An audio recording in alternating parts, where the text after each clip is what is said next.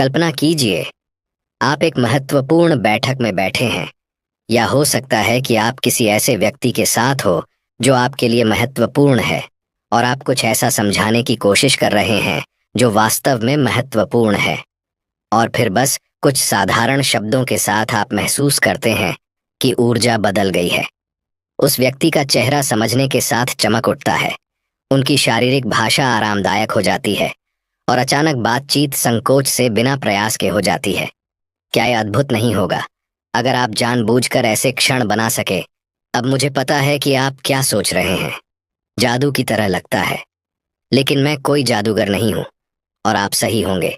कुछ हद तक बात यह है कि जादू वास्तव में जादुई मंत्रों या भ्रांतियों के बारे में नहीं है।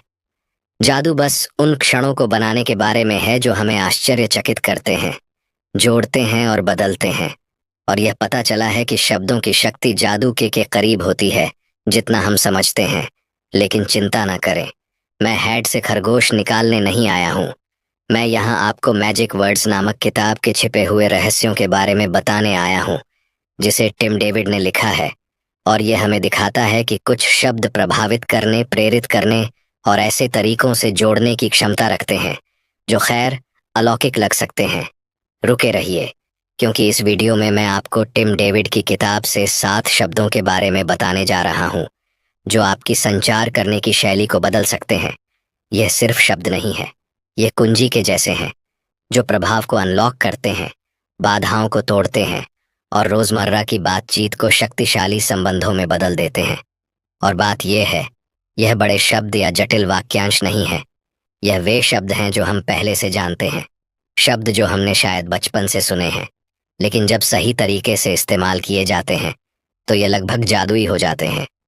आप सोच सकते हैं, यह शब्द क्या है? खैर, आइए एक ऐसे शब्द से शुरुआत करते हैं जिसे आप शायद पहले से ही समझते हैं, लेकिन मुझ पर भरोसा करें, यहाँ जो कुछ है वह आंखों से कहीं अधिक है। ठीक है, चलिए टिम डेविड की किताब जादुई शब्द के दिल में गहराई से उतरते हैं, जहाँ इन 7 शब्दों में हमारे चारों ओर के लोगों के साथ बातचीत करने के तरीके को पूरी तरह से बदलने की क्षमता है। अब सरलता को तुच्छ होता के रूप में ना समझे। यह शब्द शक्तिशाली है क्योंकि यह इतने आसान हैं कि हम इन्हें नजरअंदाज कर सकते हैं।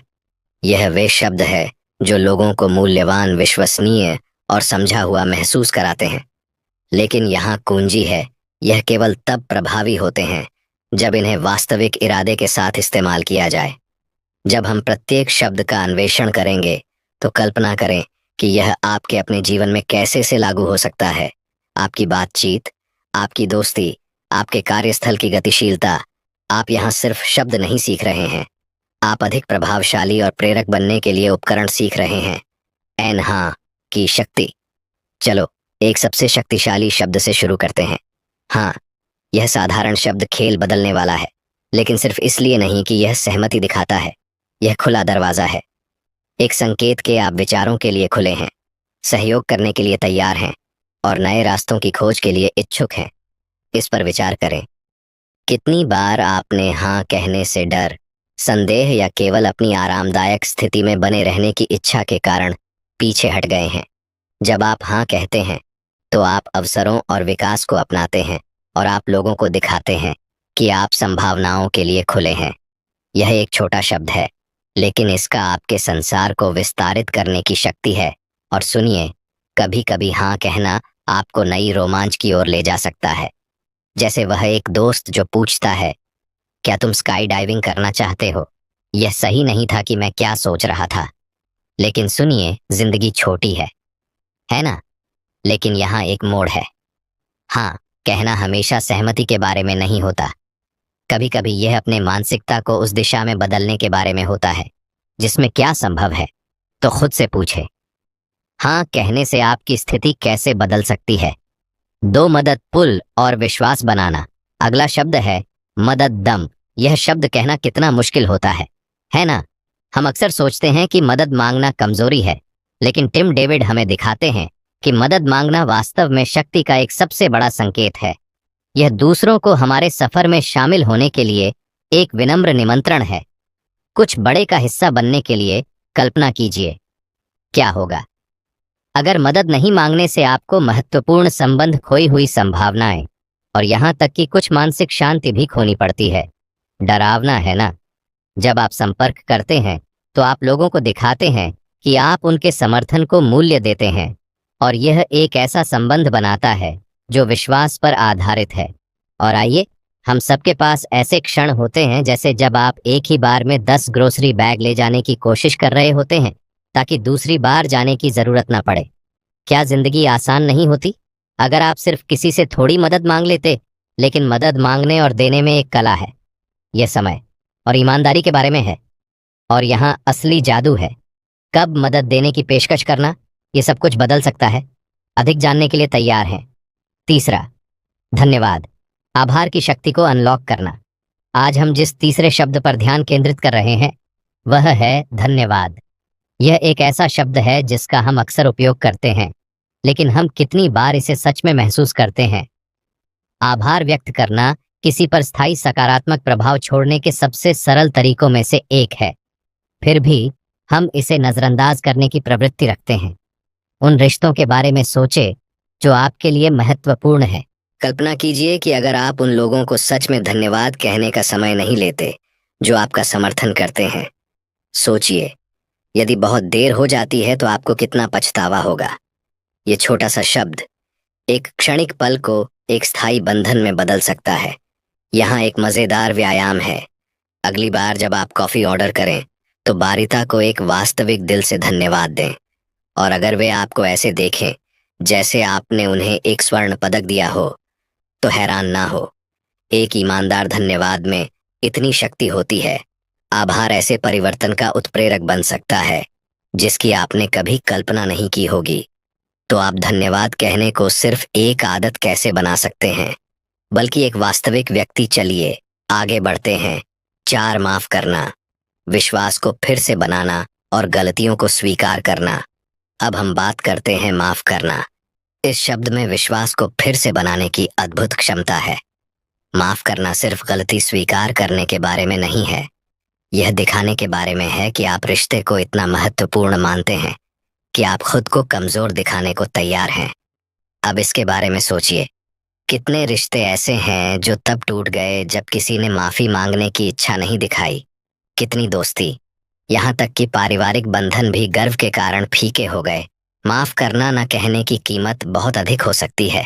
सच्चाई यह है, हम सभी जानते हैं कि कोई ना कोई ऐसा है जिसे माफ करना कहने का थोड़ा और अभ्यास करना चाहिए, या हो सकता है कि वह हम ही हो। माफ करना कहना हमेशा आसान नहीं होता, लेकिन यह इसके लायक है। तो अगर माफ करना को हार मानने के रूप में नहीं बल्कि एक शक्ति के रूप में इस्तेमाल किया जाए तो क्या होगा? सोचिए, एक ही शब्द से कौन से दरवाजे खोल सकते हैं। जानने के लिए तैयार हैं? 5, कृपया अनुरोध करते समय सम्मान। अब हम चलते हैं कृपया पर। सोचिए, हम दिन भर कितनी बार अनुरोध करते हैं, लेकिन बिना कृपया के एक अनुरोध मांग की तरह लग सकता है। कृपया एक साधारण शब्द है जो सम्मान दर्शाता है और हमारे अनुरोध को नरम करता है। जब हम कृपया जोड़ते हैं तो हम केवल विनम्र नहीं होते, हम एक ऐसा वातावरण बना रहे होते हैं जहां दूसरों को सम्मानित और महत्वपूर्ण महसूस होता है। क्या यही वह दुनिया नहीं है जो हम बनाना चाहते हैं? क्या आपने कभी अपने दोस्त से मदद मांगी बिना कृपया कहे? उन्हें अचानक एक बहुत ही अचानक की योजना में टकराने पर विचार करते हुए देखिए। अगली बार कृपया कहने की कोशिश कीजिए और देखें कि ऊर्जा कैसे बदलती है। कृपया का उपयोग केवल विनम्रता के बारे में नहीं है, यह आपसी सम्मान का एक स्थान बनाने के बारे में है, और यह एक ऐसा शब्द है जो अगले शक्तिशाली शब्द के लिए बहुत काम आएगा।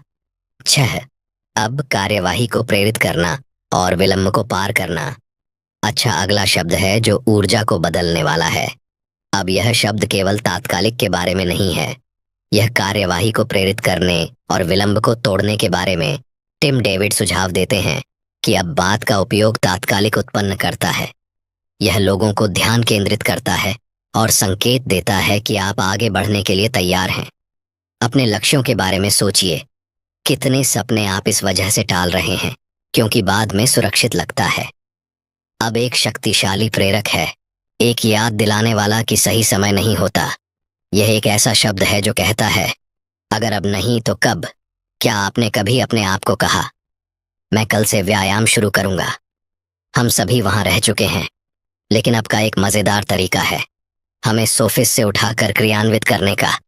तो अगर आपने बाद में के बजाय अब को अपनाया, तो आप क्या हासिल कर सकते हैं? सोचिए, अगर आपने इस एक शब्द को अपनाया, तो संभावनाएं कितनी बढ़ जाएंगी। आगे बढ़ते हैं साथ, क्योंकि उद्देश्य के साथ न्याय करना और मनाने वाला बनाना। आज की जादुई सूची में हम हमारा अंतिम शब्द है, क्योंकि इस शब्द में न्याय करने और उद्देश्य जोड़ने की अनोखी क्षमता है। यह एक साधारण अनुरोध को अर्थपूर्ण बना देता है। टिम डेविड बताते हैं कि जब लोग क्योंकि सुनते हैं, तो उन्हें कार्रवाई करने का एक कारण मिलता है। यह शक्तिशाली मनोविज्ञान है।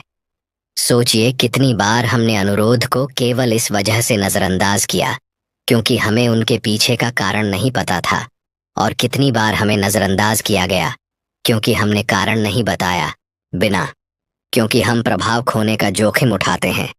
अगली बार जब आप अपने दोस्त से किसी मदद के लिए कहे, तो एक अच्छा क्योंकि जोड़ने की कोशिश करें। हे, क्या तुम मेरी जगह ले सकते हो, क्योंकि मैं तुम्हें लंच खरीदूंगा।